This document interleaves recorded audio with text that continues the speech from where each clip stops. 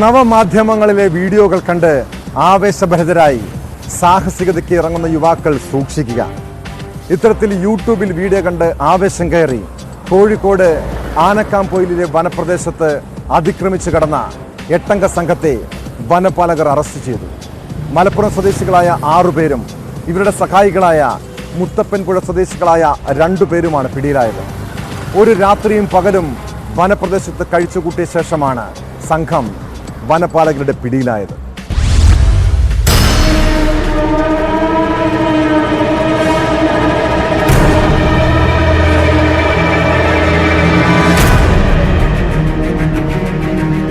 കോഴിക്കോടിന്റെ കിഴക്കൻ മലയോരത്തെ ഏറ്റവും ഉയർന്ന പ്രദേശമായ വെള്ളരിമലയിൽ നിന്നാണ് 8 പേരെ വനപാലകർ അറസ്റ്റ് ചെയ്തത്.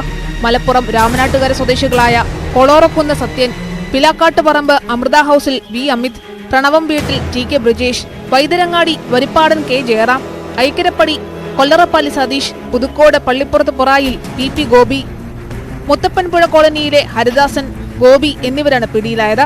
രഹസ്യവിവരത്തെ തുടർന്ന് വനപാലകർ നടത്തിയ പരിശോധനയിലാണ് ഉൾവനത്തിൽ വെച്ച് ഇവർ പിടിയിലായത്. ഭക്ഷ്യവസ്തുക്കൾ, മദ്യം തുടങ്ങിയവയുമായാണ് സംഘം കാട് കയറിയത്. വ്ളോഗർമാരുടെ വീഡിയോ കണ്ട് പ്രചോദനം ഉൾക്കൊണ്ടാണ് ഇവർ വനത്തിൽ പ്രവേശിച്ചതെന്ന് Thamarassery forest range officer Vimal പറഞ്ഞു.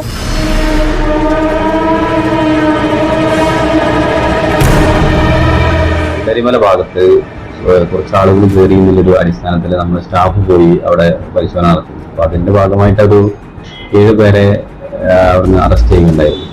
അപ്പൊ അവരെന്തെന്ന് വെച്ചാൽ വെള്ളരിമലയിലേക്ക് അവരൊരു ട്രക്കിംഗ് എന്ന രീതിയിൽ പോയതാണ്. അവർ രാമനാട്ടുകര സ്വദേശികളാണ് 7 പേരും.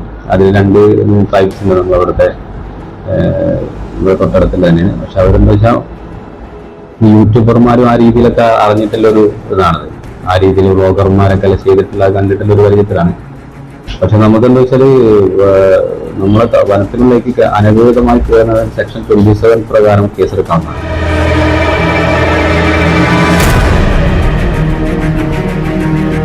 വന്യജീവികളുടെ താവളമായ വനപ്രദേശത്താണ് രാത്രി മുഴുവൻ സംഘം കഴിച്ചുകൂട്ടിയത്. മാവോയിസ്റ്റ് സാന്നിധ്യമുള്ള ഇവിടേക്കുള്ള യാത്രയ്ക്ക് പിന്നിൽ മറ്റെന്തെങ്കിലും ലക്ഷ്യമുണ്ടോ എന്നും വനംവകുപ്പ് പരിശോധിക്കുന്നുണ്ട്.